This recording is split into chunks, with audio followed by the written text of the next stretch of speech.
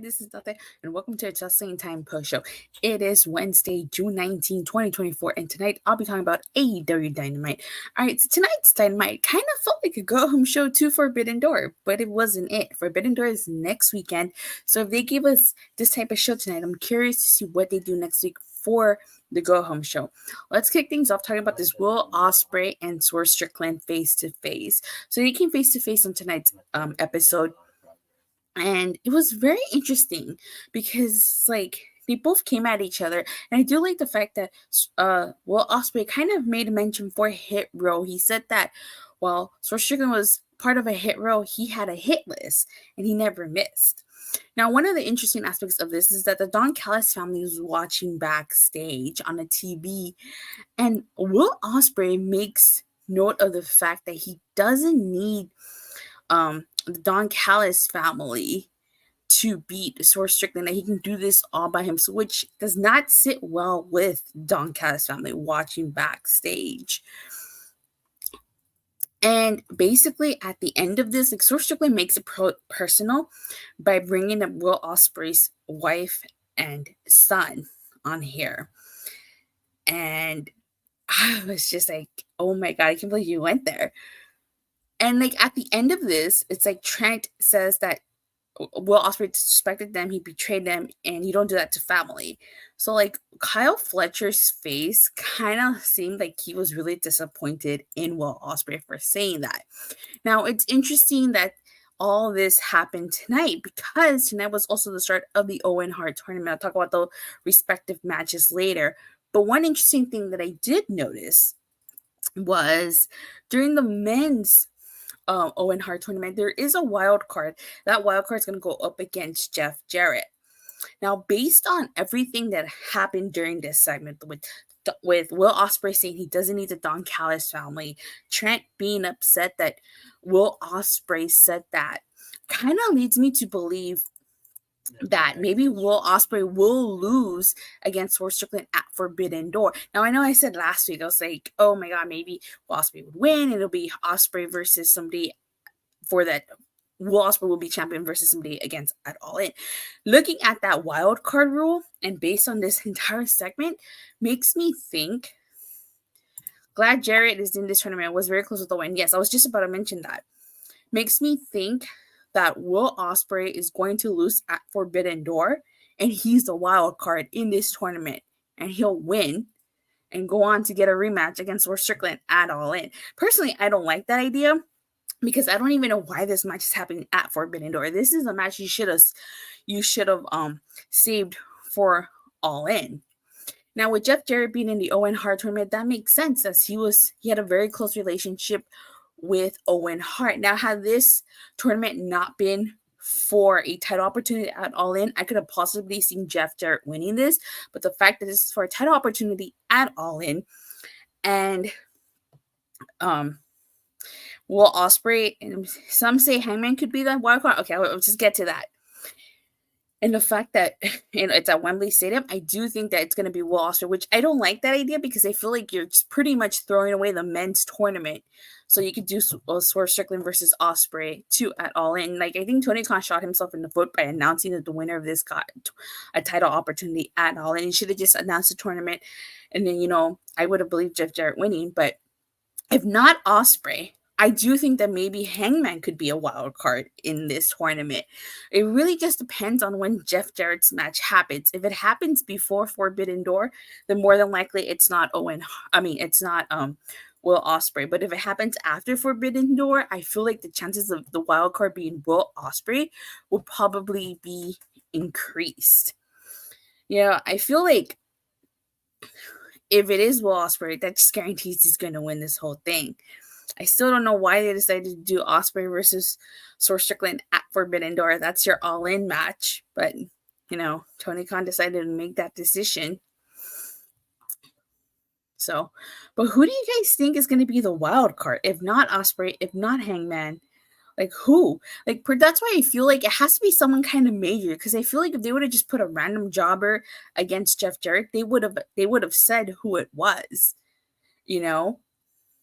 And if this wasn't for a title opportunity, I could see Jeff Jarrett winning. But unfortunately, because it's for a title opportunity, the main event at All In, I don't think he's winning. But let me know in the live chat or in the comment section down below who you guys think is a wild card.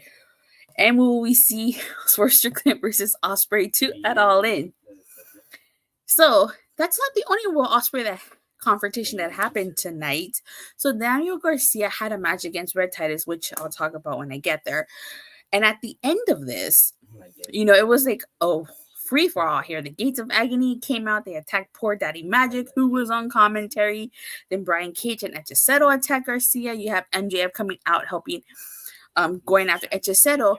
But then, interesting thing is Will Ospreay went out there. And I was kind of confused as to why Will Ospreay went out there, since, what does he have with Daniel Garcia? But I guess he get it to tease Will Ospreay versus MJF, which is a match that hasn't happened. I would not mind seeing that match. The question is, when will it happen? So it was an interesting development there. And I do like how at the end, Will Ospreay kind of he helped up Daniel Garcia, and Daniel Garcia was just kind of looking at that title. So maybe we'll get Will Ospreay versus Daniel Garcia for that Continental title. All right. With that being said, let's start from the beginning. We had Rush versus MJF. This was a great match. Holy shit, what a great way to kick off AEW Dynamite. I mean, MJF, he's been away for a while. He has not missed a beat. You couldn't even tell that he was out since December. But this was a great match. A really great match. One of my favorite spots was when Rush grabbed the ref's hand as he was counting 3 and stopped him from finishing the count. I also like that thrust kick to John, the Hammerlock DDT. But Rush was just tossing MJF into these barricades left and right. So MJF was victorious after he hit the Heat Seeker and a Brainbuster to Rush. And then the Gates of Agony appeared, and we found out that it's going to be Echiseto versus MJF at Forbidden Door. That's going to be a really interesting match, and I'm actually all for it. I couldn't wait. Echiseto's a really great talent, just from the couple matches I've seen on him in AEW. All right, but let me know in the comment section. You guys looking forward to MJF versus Echiseto? We get an interesting Mark Briscoe interview. The words of the day were vengeance and redemption. So Mark Briscoe's just being Mark Briscoe here. Which this, after this we had the Will Ospreay Swerve Strickland face to face, but I talked about that. So I'm gonna go ahead and talk about this All-Star. Your game on, get played. Sorry, every time I hear that All-Star, I always just think of the song. This is the All-Star 8-man tag match. It's Mark Briscoe, Orange Cassidy, Dante Martin, and Kyle O'Reilly versus Konosuke Takeshita, Kyle Fletcher, Roger Strong, and Zack Sabre Jr. I really did enjoy this match. This was a really fun match. I really like the fact that it was pretty much Kyle versus Kyle Fletcher versus Kyle O'Reilly. Yeah. There was this one spot where Kyle Fletcher saved Konosuke Takeshita, and then Kyle O'Reilly saved Orange Cassidy. I really like the ending to this, where Roderick Strong, that Ospreay Swerve Strickland was face to face was good. Yes, it was. But Mark Briscoe, Orange Cassidy, Dante Martin, Kyle O'Reilly ended up winning this, and then Jack Perry attacked Dante on the ramp. Mark chased after Perry, but Konosuke attacked him, and Zack Sabre Jr. and Orange Cassidy had to stare down in the ring. So this was a really great match. Like I said, this is why I felt like this felt like a go-home show. If this episode aired next week, it would have been a great go-home show. And so backstage, you have Rush. He's really frustrated, and Don Callis puts his hand on his shoulder and basically kind of offers an opportunity. So we're going to see Rush join the Don Callis family. It'd be an interesting pairing.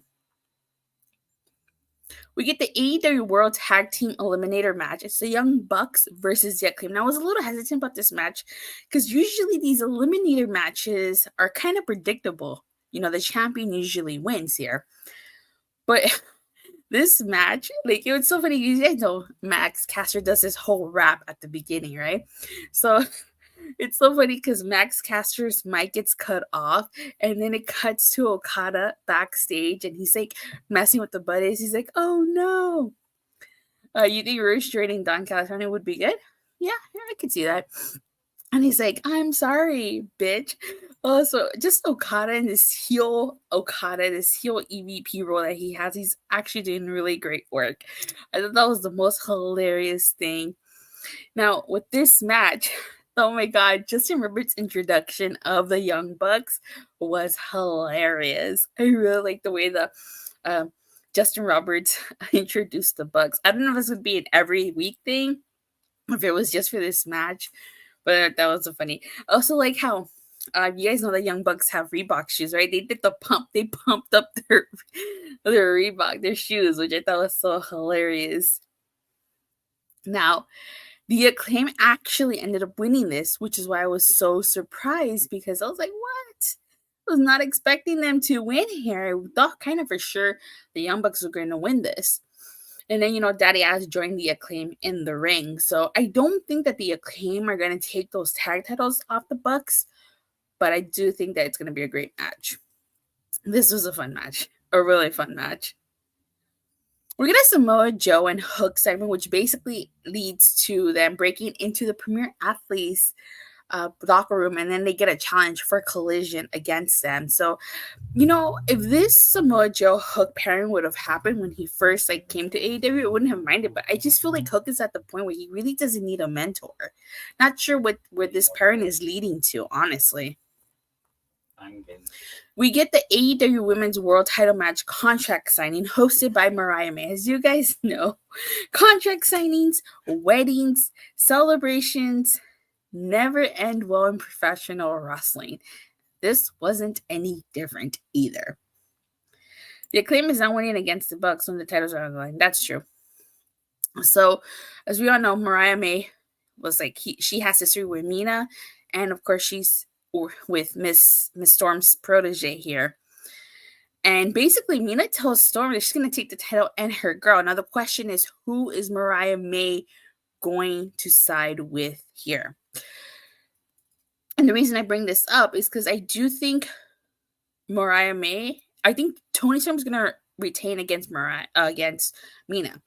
But, as we know, Mariah May is in the Owen Hart Women's Tournament. I think Mariah May is going to win, and it's going to be her versus Toni Storm at All In for that women's title, which Mariah May will beat Toni Storm for. Now, if Mariah May does not win, if that's not the case, personally, I wouldn't mind Deonna Purrazzo winning this, because I like Deonna Purrazzo, and she is a Buchosa, long may she fucking reign. So, if not Mariah May, Deonna Purrazzo. But I feel like Mariah May makes the most sense, especially with this segment here. It seems like you could have a Toni Storm versus Mina with Mariah May, I don't know, custody of Mariah May match here for this. And so that's why I think that she's winning this. That's been the whole point. That's the whole point of this pairing, no? Mariah May was supposed to upstage Toni Storm and take that title from her. That's why I feel like the whole point of the storyline is, and that's what I think it's leading to. I would be really surprised if it's not a Mariah May versus Toni Storm at All In. Like I said, the only other alternative I would accept would be Deonna Purrazzo. But like I said, during this contract signing, they're fighting over Mariah May. That's why I said you could have a custody of Mariah May match on here. Toni Storm basically tells Mina not to talk to Mariah May that way. And for Anna Jay, Saraya, and Harley Cameron interrupt, and they attack Toni Storm, Mariah May, and Mina. Toni Storm started whacking everybody with the shoe. That's why she says watch for a shoe. And while poor Mina and Mariah May are on the ramp, Toni Storm sacrificed herself for Mariah May, went through that table. So very interesting segment. I do think Toni Storm will retain, and like I said, it'll be Toni Storm versus Mariah May at All In. The Owen Hart Cup, we get the first Owen Hart Cup Women's Tournament quarterfinals match. It's Kris Statlander versus Nyla Rose. Kris Statlander wins this, and no surprise there. I do think that Willow Nightingale is probably going to beat Serena Deeb, so we can do Kris versus Willow in the second round. But Kris Statlander would be my third choice to win the Women's Hart Tournament. But again, I think all signs point to Mariah May winning and have it be Mariah May versus Toni Storm. Who do you guys think is going to win the women's one? Let me know in the comment section or in the live chat below. So after Kris Statlander wins, basically, Nightingale appears and she's like, I'm going to whip your ass, and then go to All In. We get a private party interview, and Chris Jericho interrupts. Let me see. Mariah May is winning that tournament, right? That's what I said too. I was not a huge fan of this. It seems like we're getting like a learning tree against Private Party, and then like it seems like Chris Jericho takes a shot at Hogan when he says that doesn't work for me, brother, when he was talking about Los Luchadores doing a pile driver on him. And yeah, I was not a huge fan of this. We get Daniel Garcia versus Red Titus. I feel like this was such a short, unnecessary match. Daniel Garcia did win this, and as I talked about earlier, I think they did this because of what followed, which was that confrontation with MJF and Will Ospreay. But I just feel like this match was not necessary. Will Ospreay gives an interview as to why he helped Daniel Garcia. And he basically says he doesn't give a crap about MJF, but he saw that Garcia needed help. So him saying that he doesn't give a crap about MJF is interesting, because I do feel like we might get a follow-up for that. And this is going to somehow, some way lead to MJF versus Will Ospreay. And we also find out that Will Ospreay is putting his head on the line on Collision against Brian Cage. So the main event ends up being the Owen Hart Cup men's quarterfinal match, Claudio Castagnoli versus Pac. This was a great match. I feel like this match could have gone either way. But I really like the back and forth in this. Like, they were back and forth pins, and then it was like a roll up here, reversal, roll up, reversal, and it was just such a really fun finish. Pac won this. And I do feel like Brian will probably win his match. We might get Brian versus Pac in the second round. But overall, that concludes this review. Overall, I thought tonight's show was a really, really great show, minus a couple of things. I could have done without that Private Party interview and the Daniel Garcia versus Red Titus match here. So on a scale from a 1 to a Sean Spears perfect 10, I'm going to give this an 8 out of 10. Yeah, see, 8 out of 10, good show, better than, yeah, I do agree. This was a great show. This felt like the go-home show. So if they did all of this today, I wonder what they're doing next week for the go-home show to Forbidden Door. But this was a really great Dynamite. I enjoyed it. Now, with that being said, thank you guys all so much for watching, for the continued support. Please don't forget to like and subscribe. Make sure you hit that bell so you get notified whenever I go live or release a new video. And if I don't see you guys tomorrow over on Body Slam for the TNA review, I'll see you guys here Friday for the SmackDown review. Bye.